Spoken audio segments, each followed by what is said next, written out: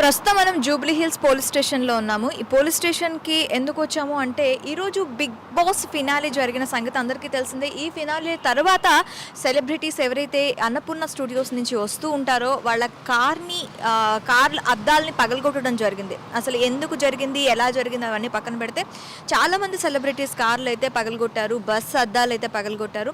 ప్రస్తుతానికి మనకి big boss season 7లో మనకి మిడిల్ ఆఫ్ ది కంటెస్టెంట్గా వెళ్ళారు అశ్విని.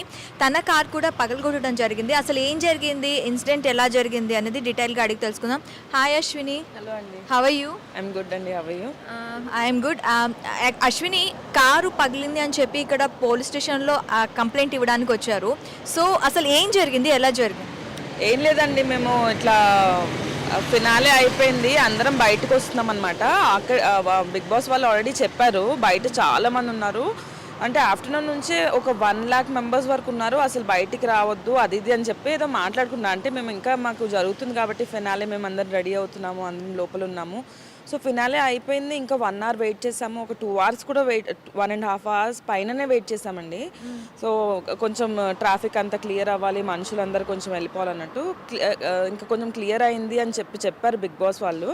సరే ఓకే అని చెప్పి ఇంకా ఒకరి తర్వాత ఒకరు బయటకు వచ్చాము. చూస్తే ఎంతమంది జనాలంటే బిగ్ బాస్ టీం వాళ్ళు పెట్టారండి, పోలీస్ వాళ్ళని పెట్టలేదని చెప్పట్లేదు, ఒక్క లేన్ వరకే పెట్టారు. కానీ వీళ్ళ పబ్లిక్ ఎంతమంది ఉన్నారంటే ఒక లేన్ క్రాస్ అయిపోయిన తర్వాత నెక్స్ట్ లేన్లో కూడా ఉన్నారు. ఆ లేన్లో జనాల్ని కంట్రోల్ చేసి ఒక్క పోలీస్ కూడా లేడు. ఈ అన్నపూర్ణ లేన్ వరకు మొత్తం చాలామంది పోలీసులు ఉన్నారు, కొంచెం కంట్రోల్ చేశారు. కానీ ఆ పక్క లేన్లో అసలు ఎవ్వరు కంట్రోల్ చేయడానికి లేరండి. మొత్తం కారు పైకెక్కేసి లిటరల్గా కార్ పైన కూడా డాన్సులు చేస్తున్నారండి ఒక్కొక్కరు. అసలు అంత టూ మచ్గా ఎట్లా బిహేవ్ చేస్తున్నారో అర్థం కావట్లేదండి నాకు.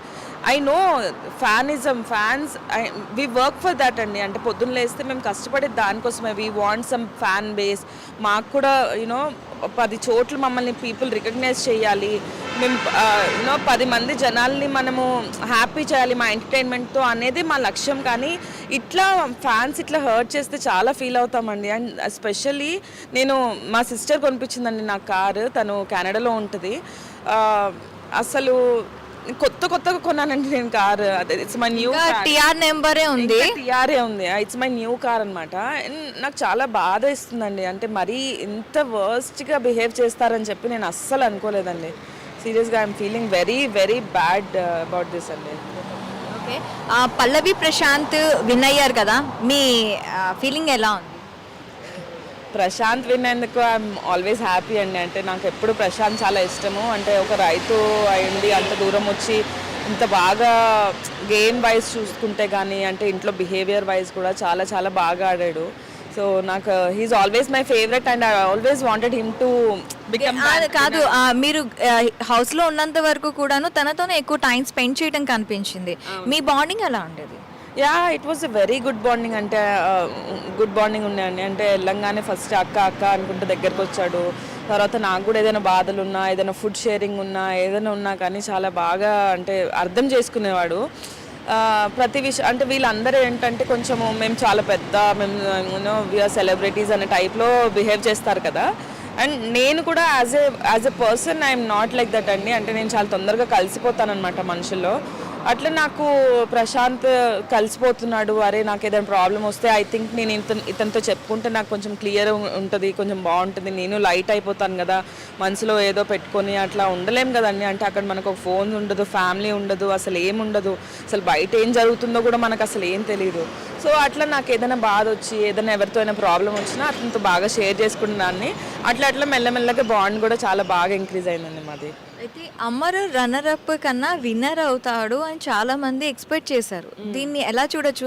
అమర్ని కూడాను పక్కకు పెట్టి ఇప్పుడు ప్రశాంత్ ముందుకు వెళ్ళటం జరిగింది, దీన్ని ఎలా చూడాలంటే?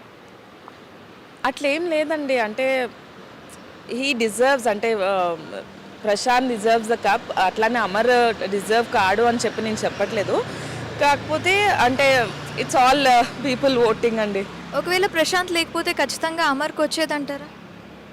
డెఫినెట్గా ఈజ్ టాప్ 2 కాబట్టి వచ్చేది కన్ఫామ్గా వచ్చేది. Thank you very much Ashwini.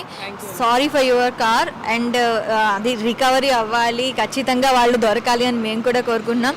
చూసారు కదా సెలబ్రిటీస్ అందరూ కూడాను నాట్ ఓన్లీ పేదవాళ్లే కాదండి, సెలబ్రిటీస్ కూడాను కష్టపడి వాళ్ళు చెమట ఓడిస్తేనే ఏదైనా వస్తుంది. ఇలా చిల్లరగా కార్లు పగలగొట్టడం కరెక్ట్ కాదు. అయితే ప్రస్తుతానికైతే పోలీస్ రిపోర్ట్ అయితే ఇచ్చారు. పోలీస్ రిపోర్ట్ ఇచ్చి కేసు అయితే ఫైల్ చేశారు. వాళ్ళు కూడా పోలీసులు కూడా చెప్తున్నారు ఖచ్చితంగా పట్టుకుంటాము, ఏంటి ఎలా జరిగింది ఏంటి అనేది డీటెయిల్స్ తీసుకుంటున్నారు. సో మనం కూడా తొందరగా వాళ్ళు దొరుకుతారని ఆశిద్దాం.